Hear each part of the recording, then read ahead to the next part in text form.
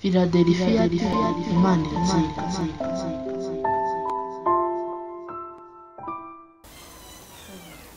Kadusenge Mana turagushimye Mana yo mwijuru mu gihugu cyo mwijuru turaguhamagaye nk'Imana data wa twese wo mwijuru akanya nk'aka mwami wo mwijuru ngwino dushyigikire mu izina rya Yesu ngwino ubane natwe umwanya tugiye kwinjiramo nyemerera mwami wo mwijuru uza ari wowe utwiyoborera kuko Imana ikiganiro cyacu gikenewe n'abantu bari hirya no hino mu mahanga mu Rwanda bakeneye gukira ijambo ry'Imana baryumva rikabagiraho ribakonaho rishyira ubuhamya bwanjye babwumva bukabatabana bakumva ko ubuhamya Mana bukabarengera aho bari bageze bakumva ko nabo Mana bakomeye urero urakiranuka byose tubyambaje mu izina ry'Umwami wacu Yesu Kristo amen. Nitwa Mukakangwa Godanse ku izina rya Mama Pasi niryo bakunda kuvuga mfite umwana witwa Pasi yenduka mu ntara y'Amajyaruguru navutse n'umwana wa nyuma mu bandi bana ndi bucura vukiramo rero abandi bana b'imbere bari bakuru hashize igihe bari bazi ko batazongera kubyara nyuma rero bambyara nyuma ya bose vukira mu itorero ry'Abanyagatolika bari Abanyagatolika ariko bari babantu badakijwe neza nabyirutse mbona ari abantu bajya mu bapfumu ariko ngewe ngiruka nkura nd'umwana ukunda gusenga abakuru banjye bakunda gusenga mu Gatolika ari abarejiyo banjyana yo nkurira mu burejiyo wa charismatique ndakura ariko ngeze hejuru mu charismatique Imana iza kuntoranya irantoranya ntangira umuhamagaro wo gusengera abantu nkajya nsengera abarwayi nkajya ngenda bakanjyana ku murwayi warembye nkamusengera agakira nza kuza kumenya neza nagiye mu barejiyo njya kuba mu kigo cy'abapadiri umupadiri umwe aza kumpishurira ati wa mwana we uzaba umukozi w'Imana bakajya babimbwira ngo nzaba umukozi w'Imana ngo nzavugira Imana nuko bakajya bambwira mu bitaro tukajyana nkagenda ngasengera abantu komeza kuzamuka muri uwo muhamagaro ukuriramo gusinyana ariko ndi umukasimatike ndi umurejiyo senga cyane nkajya kubyinira na Bikira Mariya nkamuririmbira nkamubyinira igihe kiza kugera rero nyuma cyo kugira ngo menye umuhamagaro wanjye neza nuko Imana yaje kumbwira ngo nimvaho narindi inuma aho abantu zibenshi nimvaho narindi nishaka ko ngaho maguma ariko ngewe simbyemere ngavuga se ndavaho narindi gute ko ari gukorera Imana yashakaga ko mva muri Gatolika hanyuma nkaza mu barokore ngayikorera ntuje ndi mu mwuka wera ariko nkabipinga simbyemere ngakunda ariko kujya gusengera aho abarokore bari habaye igiterane bakambwira batepfukama ariko umuhamagaro wanjye Imana impamagarwa yampamagaye mbwira urukundo ngo nzakunda abantu bayo kandi ngo nzayikorere nta kureba ku bantu nzayikorere mu rukundo nta n'umujinya nta n'ishyari nkura muri urwo rukundo nkajya nkunda abantu bose nkajya nsengera abantu nkajya nsengera ababyeyi nkajya nsengera abatwite nkajya nsengera abakobwa nkajya nsengera n'abahungu nuko nkajya ngenda nsengera abantu bose noneho nyuma Imana iza kumpamagara kunkuramo neza burundu ngo nimve muri uwo muhamagaro w'Abanyagatolika nagiye no kwigira ububikira ndatsinda nsinze bagakundirira bavuga ngo ningumaho ngaho mu Gatolika ngo nzagumaho nzaragire n'inka zo bari abakungu ngo ntibashaka ko ngira ahandi njya mvayo ndicara rero sinakomeza kujya muri ubwo bubikira baranyongera nyuma rero naje kugira umuhamagaro wo kugira ngo ngizwe njye mu barokore uwo muhamagaro waje ari uko abantu b'iwacu bose bapfuye bashize nsigaye njyenyine muri abo bose bari mu muryango ugeze ku 8 nsigara ndi umwe Imana ikajya insanga ikantumaho n'abakozi b'Imana kidashaka kumaramaza ukankorera ku mugaragaro ndashaka kumaramaza ukankorera ngakubona neza ndavuga nti Imana birancanga ibintu byo kuba ari umurejiyo ufite iriya misara ufite amashapure ngora umunsi wo kujya kubiganiriza mwarimu w'Abanyagatolika na padiri banegeka kubibasubiza bijyanayo njya mu Gakiza ariko nkajya nkunda kujya aho abarokore bateraniye bakambwa kuzaba umukozi w'Imana bakambanurira uzakorera imana, uzagenda imisozi myinshi, uzavugira imana. Ariko njye ngavuga ngo nkumva ntabishyigikiye, nkumva ntari umuntu uzagira gute uzavaho ndi ngo njye hirya y'imisozi. Bakavuga ngo abantu bakorera imana b'abarokore bava mu rugo bakajya hirya mu zindi ntara gukorera imana. Ariko njyewe ngavuga ngo ntibyaba, niba nyemereye ko nzawukorera nzajya basanga hano nguvugire mbasengere, ariko ntabwo najya mu zindi ntara mu kandi karere. Imana rero icyo gihe yarambwiye ati nzagukubita. Mbona maze gukizwa ikantuma gusengera abantu CHK Fayizari, ariko ikantuma ishingiye ku ijambo ry'urukundo. Yari yambwiye ngo njye ngendana urukundo, kubabarira, ngende nigisha abantu urukundo no kubabarira. Ikanyohereza no mu bagororwa muri gereza, bajya gusengera abantu ngo bakizwe bababarire, n'ababafungishije bababarire. Impano yanjye yo kugemurira abantu ku bitaro, nkagemurira abantu ntafite umuntu uriyo nkurikiye, nkajya muri gereza nafite gusengera abantu, nafiteyo uwanjye uriyo, nkagenda bakavayo abantu bihanye, kabigiye basoze banyemereye, nkagenda baminjiramo abantu bakihana bagakizwa. Ku bitaro bakampamagara, ngeze aho sindebe ku murimo ndi gukora ku buhinge n'iki, bati umubyeyi yagiye kubyara ariko byanze, nkajya ku bitaro kumusengera akabyara. Biza kugeraho Imana nzamura muri uwo murimo nginjizamo neza, ariko kugira ngo njye kuvuga ubutumwa hirya nkabyanga. Imana rero yaje kunkubita umunyafu, ndarwara cyane, njya mu bitaro, ndetse njya mu bitaro icyo gihe ndaremba ngarukira kure, bagera naho batangiye kuvuga ngo bamujyane muri morgue. Noneho nsinziye ndeba byarangiye, n'abaganga batakimpa imiti, ngiye kubona mbona abamarayika bambaye ibyera baraje, barambwiye ngo ibyambarwa byawe ntabwo byuzuye, ngo subira mu isi, ngo ugende ukore, ngo utareba ku bantu, ngo ugende ukore, ngo hanyuma ubanze ugwize imirimo. Nicura ndimo kuririmba muri korali, nibwo bavuze bati noneho arahwaje. Kuva ubwo sinongeye kurwara, nahise noroherwa. Hashize icyumweru nagira kwicara, ariko nicara mvuga ngo Mana ndemeye ngiye kugukora koko. Kuko mbere mu gusengera abantu n'abazaga n'abakobwa bazaga no ngo mbasengere, navuga ngo ariko binzabihoramo. Nkumva mbese Imana irambwira ngo nzagukoresha ku ngufu, no mu kuvuka kwawe nabigizemo uruhare. Inda yawe yatinze mu nda imyaka 4, ninjye watumye ubaho. No mu kuvuka warapfuye, ninjye watumye ubaho. Ariko ngiye ngavuga ngo ariko si umuntu ava mu rugo akagenda akagira aho ajya. Imana igomba kumuresha gutyo, mbwiriza abantu urukundo, kubabarira, mbwiriza abantu kwezwa. Noneho Imana itangira kumbwira igiye gutangira kunyohereza mu ntara he hose, ikajya imbwira ngo intumye aha, ikantuma kujya kubwira mu matorero, kubwira abantu ngo bezwe, ikantuma kubwira abantu b'abarozi ngo barekera kuroga bihane. Imana igira guma kumpa ubwenge, iguma kumbwira kunyuzuza mu Mana, ikambwira iti yawiyiriza, nguma kwiyiriza. Ntangira gusengera mu butaro, nkajya ngenda ngasengera nk'ayibiri. Imana yanyemeje impano yanjye ijya kumpindurira izina, ariko impaye iminsi yo kujya kuba mu butayu. Nagiye kuba mu butayu Kadeshi, Imana yo n'ingwe iminsi 4. Muri icyo gihe cyo kubana n'ingwe iminsi 4, nibwo Imana yanyiteyeho igihe haramagara, nibwo yanyiteye izina rya Esiteri, nibwo yanyiteyeyo izina Naomi, ukuntu yakurikiye kuri Rusi. Niho yanyiteye amazina ngo yarazaga ikaza ikanguzaho inzara singira icyomba.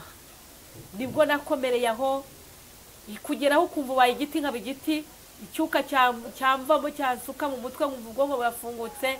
Ariko yagenda ngasigara n'umuntu bwacya mu gicuku, samagara ukamugera hepfo yaho ndi, ikongera ikaza. Iminsi 4 nyimaze, nibwo nabwiwe ijwi ngo taha. Ndataha, ngeze mu nzira mbwira Imana ngo bibutwa nuko napfa. Imana irambwira ngo ntabwo uri wo gupfa, ntaho ndakugeza.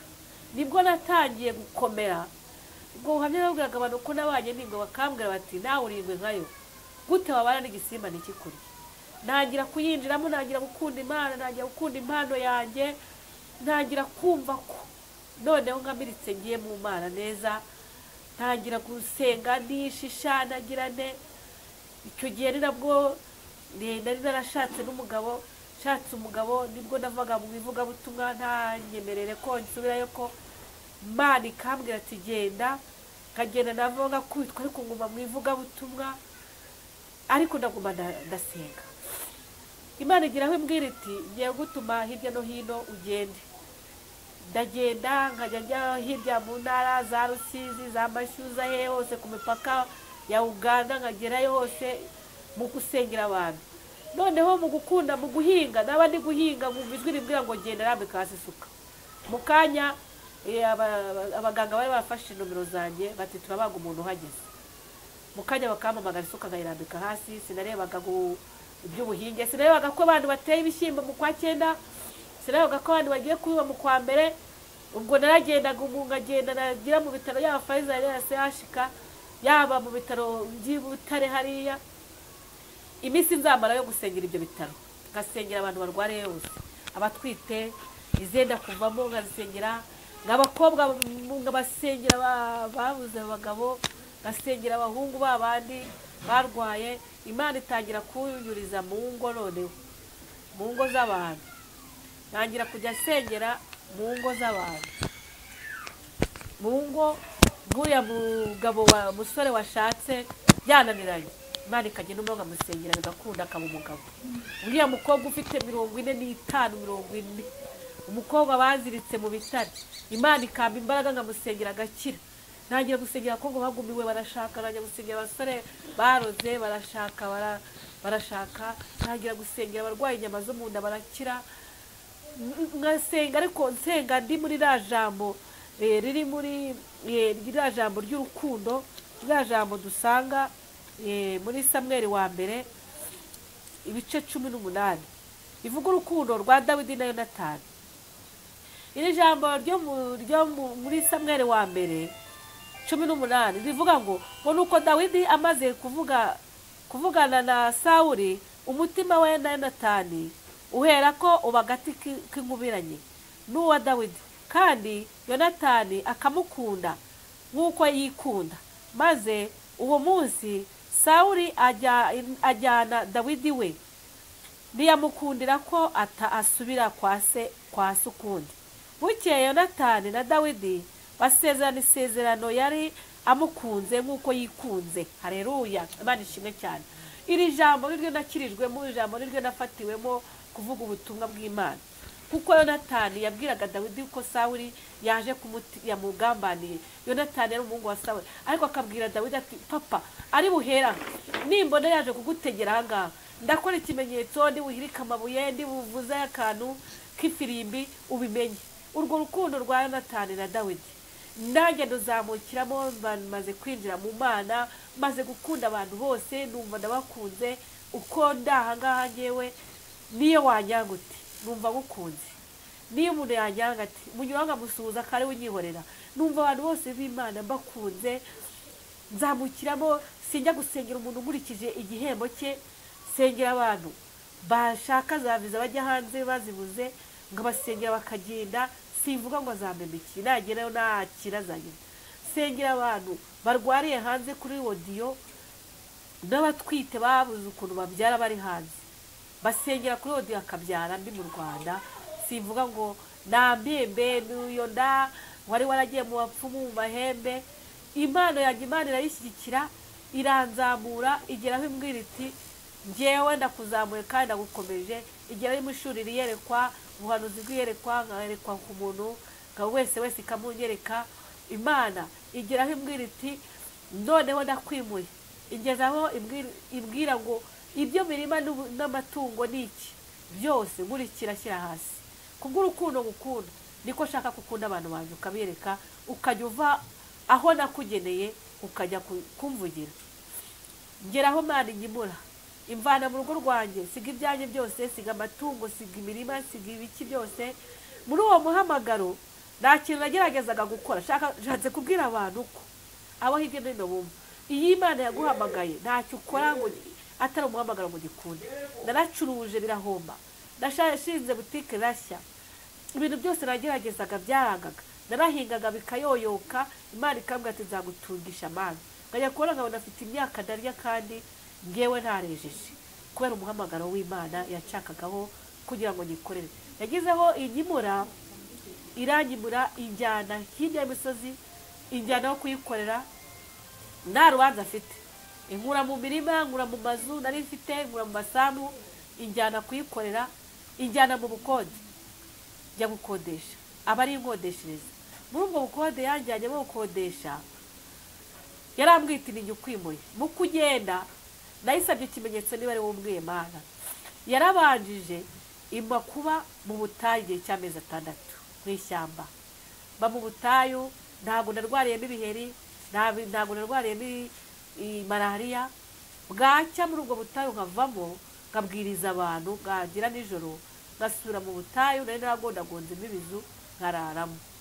Kandi Imana bushishi nibunge sindware malariya kubw'umuhamagaro wayo. Igeze aho maze ayo mezi 6, namaze imyaka 3 yose yashize. Noheli nabona nayumvira iwanjye nyumvira mu ishyamba arimo irangerageresha iti ntabwo uzarya byiza bya Noheli wawe, ntuzambara neza ubwo abandi bambara muri Noheli ibyiza, ntuzabyambara, nza gukomeza gutyo. Imana igira inkodeshereza, imvana mu rugo mu mazu ijya kunkodeshereza. Mbere yo kujya gukodesha nayisabye ikimenyetso niba ari wowe unkuye mu rugo. Nari umudiyakoni ari jye uhagarara abadiyakoni, nari umuririmbyi mpagarara abaririmbyi. Mana ko mvuye mu baririmbyi nkamvuye muri korari, bizagaragara bite? Bizavuga ngo iki? Si uburara ko bazavuga ko ngiye gute? Imana ni ikimenyetso. Ubundi yajyaga muri cyemezo cyo kuvana mu karere nkajya kuvuga ubutumwa za Kigali y'u Rwanda rwose ngataha. Ariko noneho yanyimbuye igira ngo ngende burundu. Ngenda burundu mbanza kuba muri ayo mashyamba. Ikimenyetso yamaye cya mbere cyo kugira ngo mve mu ishyamba njye kuyikorera amaramaze ko ariyo yampamagaye, yamaye nomero z'umuntu. Nijoro mu gicuku mbona nomero z'umuntu, igimi nomero z'umuntu kama n'amazina y'abantu nazi. Umuntu umukompoje arambwira ati ndi umugore ndahanaha, musanga ku musozi ku ishyamba hari ubutayu, sanga afite inda amaranye imyaka 2. Uwo muntu nkimara kumusengera nasabye Imana ikimenyetso, unyereke ikimenyetso ko ari wowe umpamagaye ngiye kugukorera, kigaragara ko ari wowe umpamagaye. Nkimara kumusengera uwo mudamu indahise imufata, yarayimaranye imyaka 4 yaranze kuvuka. Nibwo twagiye ku bitaro, nibwo uwo mubyeyi twamazeyo cyumwera arabyara. Imana yambwiye ati nakweretse ikimenyetso wasabye ko ugiye kunkorera. Sengeye ndari maze imyaka 4 yarazengereye, muganga yaravuze ngo yonda ntakibona, none arabyaye umwana w'umuhungu. Umwana w'umuhungu mwite Samuel, namwiteye Samuel ku bitaro. Kuri ibyo bitaro tubura amafaranga, ndabwira Imana ongera unyereke ikindi kimenyetso. Bakristo bavandimwe bene data, nimwakunde gusaba Imana ikimenyetso muyigondoza. Niwumva ijwi rya mbere uryumva, irya kabiri we gugondoza, irya kabiri irya gatatu. Kandi umuntu ajya amenya umuhamagaro uko yahamagawe, akomeza avuga ati yakomeza kugondoza Imana. Nayatse ikindi kimenyetso cyerekana ko ariyo yantumye. Ikindi kimenyetso cyerekana ko naje kurwaza uyu mubyeyi ntazi nawe ntanzi. Ikimenyetso kindi ni uko ku bitaro banciye 43,000 nta n'atanu ufite. Ko nene nagiye impamagara ndageranya agatenge kamwe na marete irimo Bibiliya yanjye, niko navuye iwanjye ngenda. Nta gitenge nagendanye 2, nta n'ibyo nagiraga kubw'umuhamagaro. Iyo wahamagawe nturebe imyambarire, nturebe ibirire, nturebe icyo ukurikira Imana yawe. Yewe naravuze ngo Imana yanjye nzayigwa inyuma, niyo nahisemo. Nawe uzagira icyo uvuga ku Mana yawe, uhiga umuhigo kuko inyuma ni habi. Noneho ikimenyetso yamaye nuko banciye amafaranga 45,000 ku bitaro, kuko baravuze bati niwe wamuzanye, nubwo tutamuzi nawe ukabutamuzi, ni wowe mukuru we, ni wowe nyina. Ikimenyetso nasabye Imana kiranyemeza ko naje kurwaza uyu muntu bishaka ari nomero wamaye kompoje. Nuko nayibwira Imana ngiye mu butayu subiye wanjye, maze ngiye kubikuza kuri banki. Nasubiye mu butayu ngezeyo mbwira Imana nje kuri banki yanjye handi nabaga. Noneho bitaro umwana mubyeyi yarabyaye nyishyurira. Nigera muri ubwo butayu ndayemo rimwe, Imana ikoresha umuntu ajya kuriha kuri bya bitaro. Iha wa mubyeyi aje babantu bari ku bitaro bakarira batishoboye, wa mubyeyi wanjye ne wabaye wa mbere. Mba noneho ndemeye kuvuga Imana yamwite, sigaje ukwezi mu butayu uzereramo, usengera abantu, usengera abasambanyi bavamo, usengera abantu bafata bavamo, usengera bicanyi bambura abantu, ukwezi nigushira nzaguha inzu. Nabaye mu kwezi nzenguruka we ndumye ngenda za Kanyarira za he hose ubutayu bwa Cyangugu zafumbwa abandi batagera nkahajya.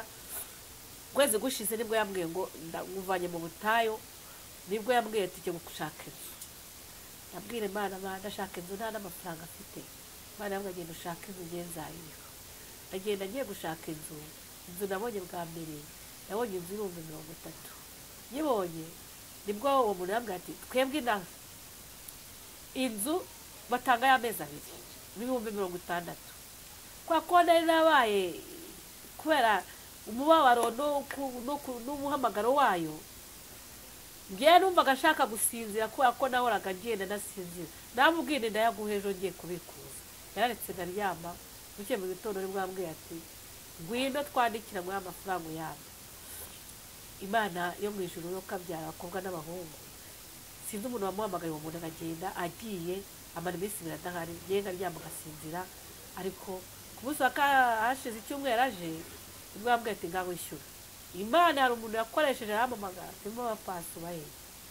Ndamubwira uwo muntu ne wandiye amezi 2 nangira ubwo ry'amanu iyibonetse ndarya, iyo bibaye ngombwa ko nanaburara ushobora no kura ko umuhamagara ariko ugakurikira Imana. Nshatse kubwira abantu ko uwo muhamagaro nahamagayemo w'urukundo no gukunda kubwarura rukundo rwa Yonatani na Dawidi.